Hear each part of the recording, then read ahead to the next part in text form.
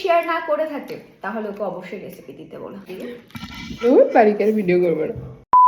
প্রথমবার করা আমের আচারের ভিডিওটা আমার কাছে ছিল না, কারণ আমি তখন করিনি। তাই ও জোর করাতে যেদিনকে আমি চলে আসবো, মানে ফিরে আসবো কলকাতাতে, তার আগের দিন ওর জন্য অনেকটা করে রেখে গেছিলাম। তাই সেইখানেই আমি রেসিপিটা একবার বলে দিচ্ছি। একটা ভাজা মশলা তৈরি করে নিয়েছি। তাতে আছে গোটা ধনে, মৌরি, জিরে, সর্ষে, রাঁধুনি আর শুকনো লঙ্কা শুকনো খোলায় ভেজে সেটাকে গুঁড়ো করে নেওয়া। এবার কড়াইয়ে তেল গরম করে আবার ঠান্ডা করে তাতে 5 ফোড়ন ও শুকনো লঙ্কা ফোড়ন দিয়ে আগে থেকে রোদে শুকনো করে রাখা আমগুলোকে দিয়ে দিতে হবে, এবং তাতে দিতে হবে শুকনো লঙ্কার গুঁড়ো, চিনি আর স্বাদ মতো অল্প নুন।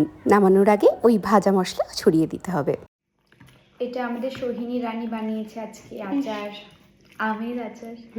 অনেকদিন পরে আমি এরকম কিছু আচার বাজার খাবো। এটা তো রাখাও যাবে।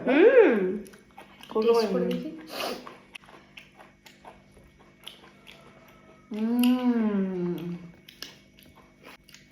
অসাধারণ টেস্ট, সত্যি খুব ভালো হয়েছে। মিষ্টিটাও একদম আমার আইডিয়াল মিষ্টি হয়েছে, বেশি মিষ্টি হয় না, একদম আচার আচার।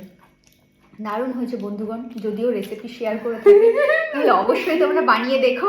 যদি রেসিপি শেয়ার না করে থাকে তাহলে ওকে অবশ্যই রেসিপি দিতে বলো। এই রে চালিয়ে যাবে। আর আম নেই, আমার লাগবে।